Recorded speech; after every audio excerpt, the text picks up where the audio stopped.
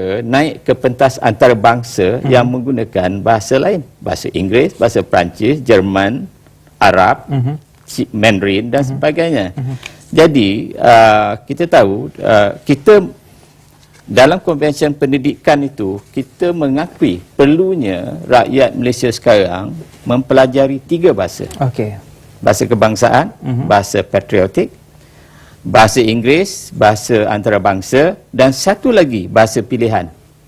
Jadi untuk survival bagi generasi muda sekarang perlukan 3 bahasa. Tapi tadi sama ada adakah wajar kita melaksanakan satu dasar asimilasi seperti yang disuarakan oleh Encik Razman tadi ya. Di Indonesia memang ada dasar asimilasi, maknanya semua orang hanya menganuti satu duduk dalam satu sistem pendidikan dan mengamalkan satu budaya Indonesia. Tetapi sebenarnya di Indonesia pun kalau kita pergi ke Aceh lain juga bahasa budaya dia, pergi Makassar lain, pergi ke Riau lain, pergi ke Balikpapan lain, ya, Jakarta lain sekali. Jadi asimilasi mereka itu tidak semestinya Jawa, ya, satu. Tapi pelbagai. Itu sebab dia menggunakan ungkapan Bhinneka Tunggal Ika di Indonesia. Pelbagai tetapi bersatu. Saya rasa itu satu prinsip yang sekarang dalam zaman abad ke-21 kita kena ikut untuk tujuan kestabilan dan kemajuan. Jadi mungkin juga dalam situasi sekarang ni kita mempunyai pelbagai kaum. Jadi kita nak kepelbagaian tu tapi dalam satu bahasa juga. Prof Rashid. Mustahil sebenarnya. Bagi saya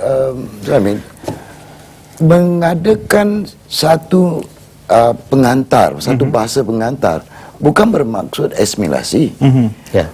Itu ialah tonggak kepada sesuatu sistem pendidikan. Kalau kita pergi contohnya di Eropah pun ada satu bahasa yang menjadi tonggak. Ini tidak bermaksud kita nak menukar sesuatu kaum itu, cuma menjadikannya satu tonggak asas untuk menimba ilmu. Apabila macam tadi diberi data tentang keperluan untuk belajar bahasa Melayu itu tidak agak rendah antara kalangan-kalangan etnik. Ini tidak kita tidak surprise ya, perkara ini kerana 6 tahun pelajar-pelajar ini dipisah daripada darjah 1 hingga darjah 6. Lepas itu kita naikkan mereka dalam remove class kan tahun 1. Itu situ baru kita bina balik.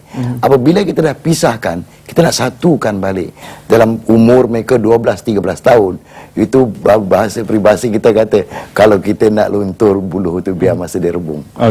Ini saya rasa perlu ya kita fikir satu bahasa, satu pengantar bahasa bukan bermaksud asimilasi dan bukan juga bermaksud yang kita nak tukar orang itu, tetapi satu pengantar yang kita boleh kongsi bersama. Dan sebenarnya ramai di kalangan rakyat Malaysia mahukan satu sistem pendidikan yang standard, dan saya melihat juga sebenarnya dengan apa yang telah pun dikemukakan oleh pihak kerajaan ya, dengan plan pendidikan 2013 hingga 2025, kemudian dengan plan strategi Kementerian Pengkajian Tinggi, kita seolah-olah sebenarnya mengejar standard antarabangsa itu sendiri. Kerana itu kita melakukan plan-plan yang telah dilakukan oleh kerajaan. Betul? Ya, saya setuju. Sebab apa? Penekanan sekarang ialah adakah kita akan menjadi sebuah negara maju menjelang tahun 2020. Itu wawasan 2020. Dan nampaknya semua orang dengan cara masing-masing mencari jalan untuk mencapai matlamat tu. Termasuklah pengajian tinggi, pendidikan dan sebagainya. Tapi tahun 2020, 8 tahun daripada sekarang. Kalau tanya saya, boleh ke? Saya dah jawab tadi. Ada yang dah mencapai. Ada yang masih jauh tercicir. Dan sekarang isu dia bagaimana nak merapatkan jurang tadi. Ya. Dan tapi saya tak perlu risau sangat soal itu.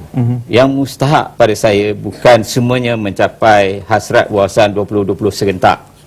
Yang mustahak ialah semua rakyat kita mendapat peluang pendidikan yang baik. Hidup dalam keadaan yang aman damai, berbahagia dan sebagainya. Dan sekarang kita tidak ada asimilasi. Kita tak paksa orang semuanya menganut satu budaya. Kita ada kepelbagaian. Tapi dalam soal kesamarataan pendidikan itu sendiri, Prof Rashid ya, bagaimana bila kita melihat Semenanjung dan juga Sabah dan Sarawak dari segi kesamarataan soal-soal pendidikan, adakah mereka telah mendapat peluang-peluang pendidikan sama rata? Semenanjung, Sabah, Sarawak, pedalaman? kita kena definisi balik apa yang kata keselamataan itu. Okey. Sama rata di mana? Kalau nak katakan diberi guru di semua tempat, dah sama rata lah. Okey. Ya? Tetapi kalau kita nak katakan dekatnya sekolah dengan rumah, tak samalah. Kalau kita kata di Sabah, di Sarawak, kalau budak tu berjalan 3-4 km tu biasa je. Tapi dalam plan pendidikan dan dalam Kementerian Pengajian Tinggi sendiri, strategi Kementerian Pengajian Tinggi, adakah soal keselamatan disentuh? Ya. Ataupun perlu dititik beratkan lagi? Disentuh tentang equity untuk akses kepada pendidikan. Ini bukan saja pendidikan sekolah rendah, sekolah menengah, tetapi akses kepada sekolah menengah juga, kepada tertiary ataupun universiti juga. Itu equity, nak masuk ke ini, semua orang dapat peluang yang sama. Tapi kalau kita katakan keseramataan di segi-segi lain, mungkin ada perbezaan. Sebab itu apa yang dikatakan oleh Prof. Kamarudin, saya setuju tadi, keseramataan ataupun meritokrasi ini mesti dilihat juga dengan pilihan-pilihan yang lain. Baik. Sekali lagi kita lihat, Prof. Sekejap lagi saya nak kongsikan juga hasil dapatan sahabat saya, Zahir, yang sempat mengajukan soalan ataupun mengadakan meja bulat mengenai isu pendidikan kita. Jadi semuanya sebentar nanti. Jadi saudara, jangan ke mana-mana.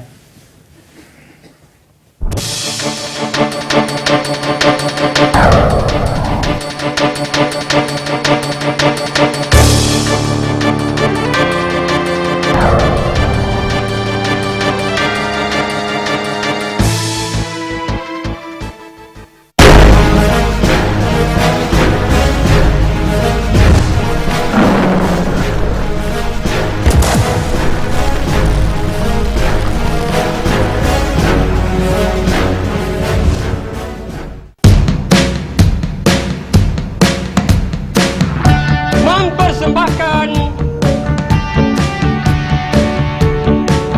apa nama kumpulan antara kita orang 4 orang ni, dia seorang je yang ada kita tetap.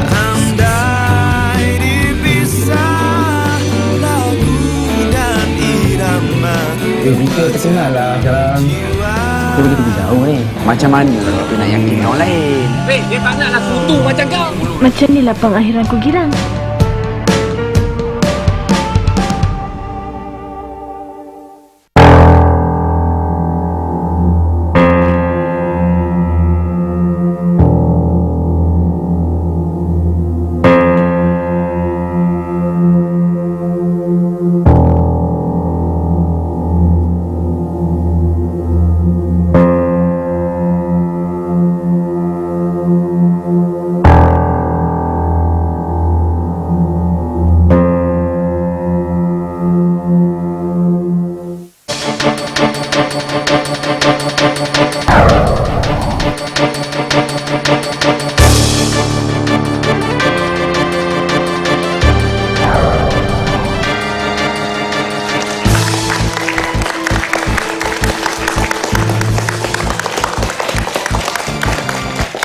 Baik, terima kasih saudara kerana terus menyertai perjanjian anda bersama saya Dialog, dan seperti yang saya nyatakan tadi sebelum kita berhenti rehat, saya telah nyatakan mengenai satu meja bulat yang telah pun disempurnakan oleh Zahir. Zahir, saya beri tugasan ya, Prof. Ada 4 perkara yang ingin dikongsikan mengenai plan pendidikan yang telah pun diperkenalkan oleh pihak kerajaan, di mana pendapat ini adalah hasil perbincangan dengan pelajar-pelajar sendiri. Ya, Zahir, boleh kongsikan? Ya, betul. Terima kasih Encik Suhaimi. Berkenaan dengan perkara ini telah pun dikongsikan oleh beberapa bakal guru dan terdapat 4 perkara, iaitu yang pertama, mengapa sebenarnya ketiga-tiga gelombang ini dipecah-pecahkan, bukan dilakukan serta-merta. Walhal perkara tentang soal pendidikan ini perlulah untuk dilaksanakan secara menyeluruh dan serta-merta. Perkara yang kedua ialah berkenaan dengan kita memilih untuk membandingkan dengan model-model negara yang mempunyai tahap akademik yang tinggi. Namun adakah negara-negara ini mempunyai tahap jenayah dan moralnya yang rendah untuk dibandingkan, sebab kita bukan nak melahirkan murid-murid yang baik dari segi akademiknya semata-mata, namun juga untuk melahirkan moralnya juga. Dan lanjutan kepada perkara itu, perkara ketiga juga timbul. Dan adakah melalui pengenalan pelan baru ini akhirnya memberi tumpuan kepada subjek-subjek seperti pendidikan Islam, pendidikan moral, pendidikan civic dan sebagainya, yang akhirnya untuk kita melahirkan, kerana kita bimbang berlakunya berlakunya lagi ketidakperhatiannya kepada perkara ini disebabkan tumpuan kepada subjek-subjek kritikal. Dan perkara yang keempat, di dalam salah satu anjakan terhadap pelan pendidikan ini adalah untuk meningkatkan kecekapan guru. Dan salah satu usaha yang dilakukan ialah untuk memperkenalkan skim kenaikan pangkat kurang daripada 25 tahun kepada guru-guru ini. Dan kita bimbang juga, adakah guru-guru yang bukan daripada kalangan yang mengajar subjek-subjek kritikal seperti sains dan matematik tidak memperoleh kemudahan dan nikmat yang serupa. Okey. Itu Jadi, saja. 4 dapatan yang Empat saya dapatan. kongsikan. Okey, Prof, saya minta Prof Rashid terlebih dahulu. Banyak tahu pun dah ingat semua sekali. Okey. Gelombang tadi, yang saudara kata tentang gelombang, mengapa tidak dibuat serentak? Saya rasa perkara ini bergantung juga pada kesediaan kita. Pertamanya, kita kena buat dalam bentuk tapak demi tapak, supaya benda itu dapat diterima oleh mereka-mereka yang terlibat, the stakeholders. Keduanya ialah apabila sesuatu perkara itu kita buat, kita kena buat yang pertama dulu, yang kedua kemudian. Dia punya kronologi itu. Okey. Ya. Tentang kualiti guru yang saudara bangkitkan itu. Kualiti guru antara dua perkara yang paling penting, ya, di mana-mana kajian dibuat di dunia ni, dua perkara selalu timbul. Kualiti guru di sekolah dan kualiti kepimpinan di sekolah. Kalau tengok daripada pakar-pakar besar seperti Simmons, Hillman, Mortimer, semua menyatakan dua perkara ini. Jadi kalau guru itu dan kepimpinan guru itu tidak kita betulkan daripada sekarang, maka apa sekali kita buat pun, sistem apa yang kita buat, transformasi apa yang kita buat pun tidak akan tercapai. Ya? So kalau nak katakan sistem kualiti guru itu nak disabitkan pada sistem kenaikan pangkat saja, saya rasa itu tak betul lah. Kalau guru, saya rasa banyak guru yang very dedicated, committed pada kerjanya, dan ini bukan bergantung semata-mata kerana kenaikan pangkat, ya, sistem kenaikan pangkat. Yang ketiga, katanya saudara tentang isu moral, civic, apa semua itu. Saya rasa kita tidak boleh nak longgokkan semua dekat sekolah. Habis di mana pula peranan ibu bapa? Penjaga. Mana kita nak ambil peranan ibu bapa? Adakah ibu bapa itu bawa anak mereka, lemparnya di sekolah, hari ini tanggungjawab guru, petang ambil balik, tidak ada tanggungjawab guru bapa pula.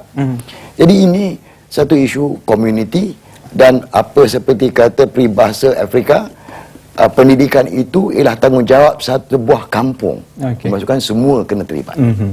Okey. Jadi Prof, saya juga mengambil antara pendapat yang diberikan, yang dilontarkan oleh rakan-rakan Facebook ini daripada Faris Love Islam di sini. Katanya dia setuju, ya, kerajaan kena berani buat perubahan untuk buat transformasi dalam pendidikan. Buat satu sekolah campur untuk anak Melayu, Cina dan India. Tidak perlu asingkan sekolah kebangsaan dengan jenis kebangsaan seperti yang ada sekarang. Biar ada satu sekolah saja untuk semua kaum. Saya imbas kembali sebenarnya. Banyak sebenarnya kerajaan telah cuba untuk bereksperimen. Ya, kita ada sekolah wawasan dulu. Tapi apa jadi? Dalam konvensyen pendidikan itu, Cik Suami, ada idea supaya kita mengubah nama sekolah kita kepada satu nama saja, iaitu Sekolah Malaysia. Sekolah Malaysia. Sekolah Malaysia rendah, Sekolah Malaysia menengah, Sekolah Malaysia vocational, something like that. Tapi di bawahnya itu ditulis aliran kebangsaan, aliran Cina, aliran Tamil, aliran Arab, aliran Inggeris.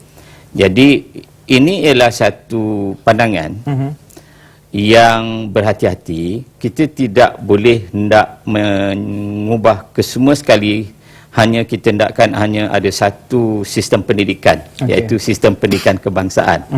Tapi yang ini kita rasa langkah pertama ialah kita beri nama yang sama untuk semua sekolah. Jadi tak ada lagi sekolah kebangsaan, sekolah jenis kebangsaan, sekolah tahfiz dan sebagainya lah. Kita panggil satu nama sekarang. Sekolah Malaysia. Sekolah Malaysia. Sekolah Jadi satu ini Malaysia. salah satu usul yang di. Tapi kita tak menjadikan itu usul sebab dia tidak ada konsensus. Ya. Tapi sekarang ni sebab kita bukan dalam convention, jadi saya bangkitkan sebagai ahli panel. Itu satu pandangan. Ya. Jadi persoalan sekarang, beranikah kita mengubah nama saja? Masalahnya saya juga nak ajukan soalan, berani ke Majlis Profesor Negara membangkitkan perkara ini kepada pihak kerajaan? Kerana Majlis Profesor Negara juga merupakan satu autonomi, mempunyai autoriti memberikan dalam convention pendapat-pendapat dasar-dasar kepada pihak kerajaan? Dalam convention itu kita tak mencapai konsensus. Okey. Walaupun dibincangkan, panjang lebar dibincangkan, tapi kita tak mencapai konsensus lagi. Ya. Jadi tak ngapa. Ini bukan pandangan majlis profesor, tapi ini pandangan peribadi saya lah. Okey. Saya rasa satu idea yang baik. Kita bagi satu nama dulu. Ya, sekarang pun kita dah panggil kita Satu Malaysia. Jadi kita panggil sekolah Satu Malaysia. Jadi aliran saja lain. Ya. Berani tak berani itu terserah kepada orang yang berwibawa lah. Tapi saya nak jawab soalan tadi saya nak jawab soalan kita bandingkan dengan sistem yang telah pun tinggi kualiti dia. Tetapi bermasalah dari segi moral. Ya. Dalam resolusi kita yang kelima, kita bersetuju supaya sistem kita menggunakan piawaian antarabangsa supaya kita menjadi maju. Jadi kita mesti ada tanda aras, penanda aras antarabangsa yang kita guna pakai.